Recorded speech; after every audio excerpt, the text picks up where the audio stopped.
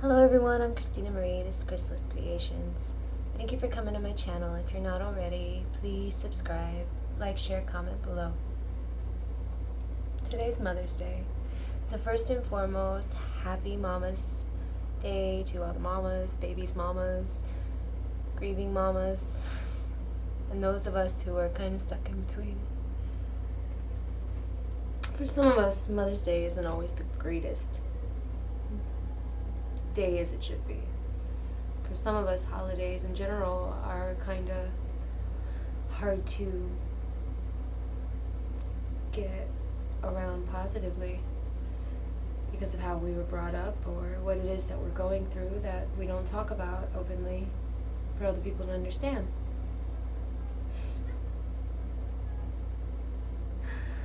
I have a beautiful daughter who's 11 years old. Her name is Liliana. And I don't get to see her. I don't really get to talk to her. And she spends her holidays, obviously, with a mama who's not me. And it's hard. It's hard being positive and smiling for the one that I have. I have Vivian, who is great. She's full of spunk. She's tenacious. She's beautiful. She's kind. She's definitely a little mini me. And it gets me through more than what she'll ever realize, I guess.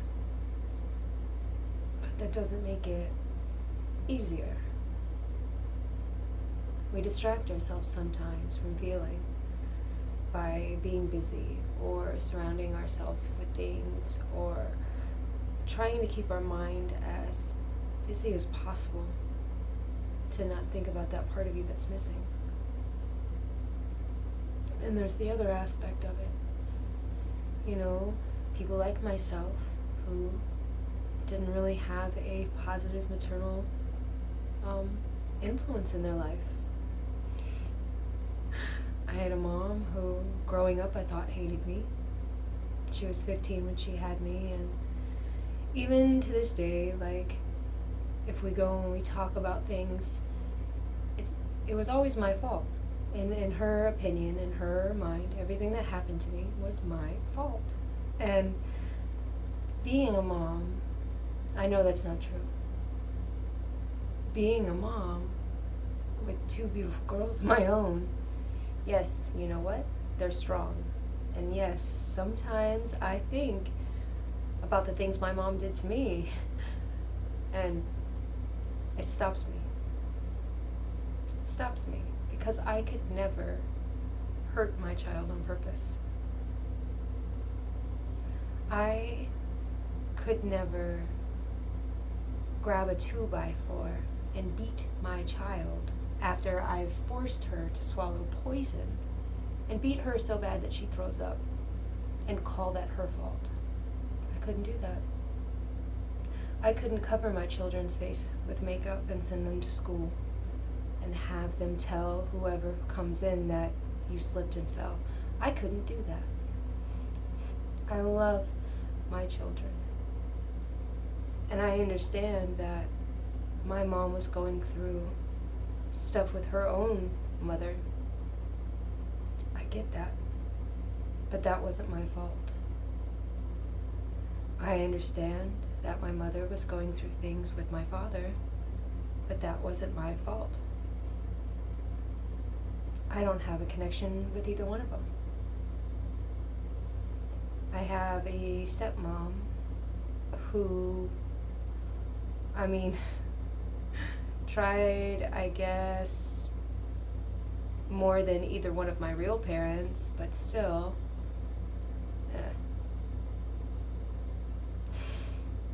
I was always just there. And I never had a support system. I never had anyone support me for what it was that I was thinking, what it was that I was feeling, what it was that I was going through. It was always suck it up and get over it, or forgive and forget, or, I'll buy you a toy so this didn't happen. Manipulation. Those were my support systems. That was how I was shown that a functional family was.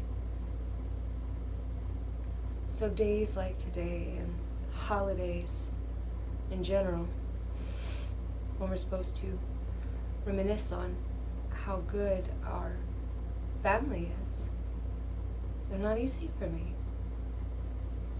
And they're not easy for a lot of the people that I know, which is why I make the videos that I make. When I was younger, I was molested by a family member, and nobody believed me. And it happened more than once. And I had nobody. It was always, that didn't happen, or you made it up. It was my fault. Everything was my fault that happened to me. I had nobody to protect me. I had nobody to protect me when my mom actually picked me up off the ground and choked me up against a brick wall because I told her I wasn't going to go to Georgia with her and I was going to move into with my father.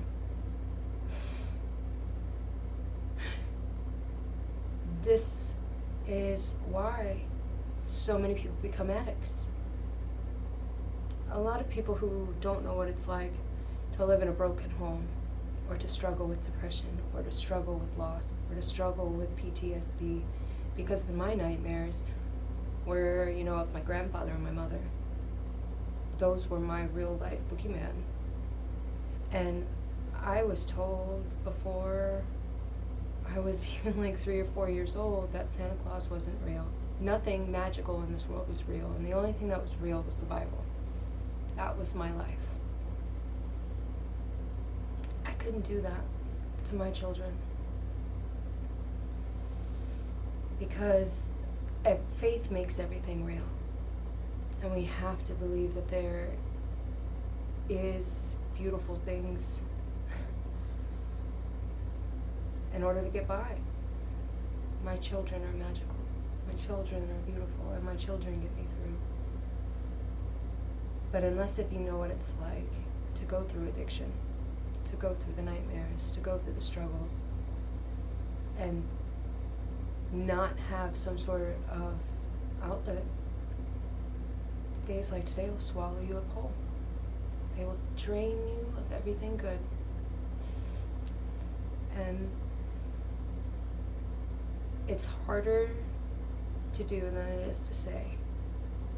But for me, other than my children, what helped me grow, what helped me cut past that, is living in the now.